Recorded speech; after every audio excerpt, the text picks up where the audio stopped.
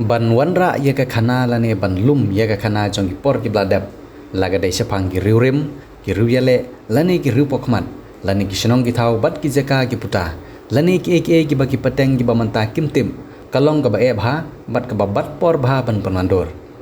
usamla Kenny Roger Doloy ubadi usamla naga than setngi jong Ribhoi district hadin bolo de ban lum ban lang ye ki khana ki ba rim halor ka shnong bat ka than ki bo shong usa kata ka shnong pathar khama ulah dek ban pen kere lut nadong sedong bat ulah kere ban pen mi no ye kini khana ha keren san YouTube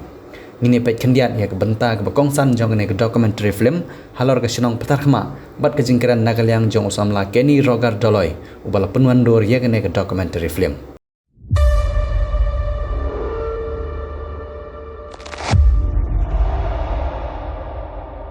to kene por ngan batalan kot siapa kakak jong senong petar khama marok ki bril ki krem halas dia kata kerkeng senang berkema. Ndrai kimtir, lagi jenggot berkema. Mat kumlu kembali dengan kerkeng. Dan kumahana peteng jongkel tumen. Na kata kapan tor, mau kuma olaret hanya. Kata kot yang senang kita. Pathar kema, lane bentor kuma.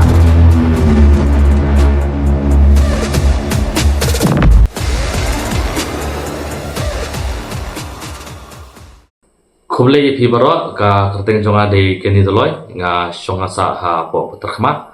de hakabai de bat ka jingsna ya kane ka documentary film jong ka shnong paterkhma hoi ngalahe alasan la pun la khai nga hane ha paterkhma tangba ngimshim la tip ka ka jingmut bapura jong kata ka kerteng paterkhma de kumta ngalayai budin ya kiru temen kiru rang ba jong kane ka shnong de bat nga kentu ya kinong senong jong senong patar khma kadong kathai ka Western Ribhoi rengkat ya borok lang bagi sungbaha ban pe ya kene ka documentary film ba exploration ba khnang ba kipateng kibasawan bagin tip saphang kata kajingmut patar khma bat balai la ai kerteng patar khma kublai sibon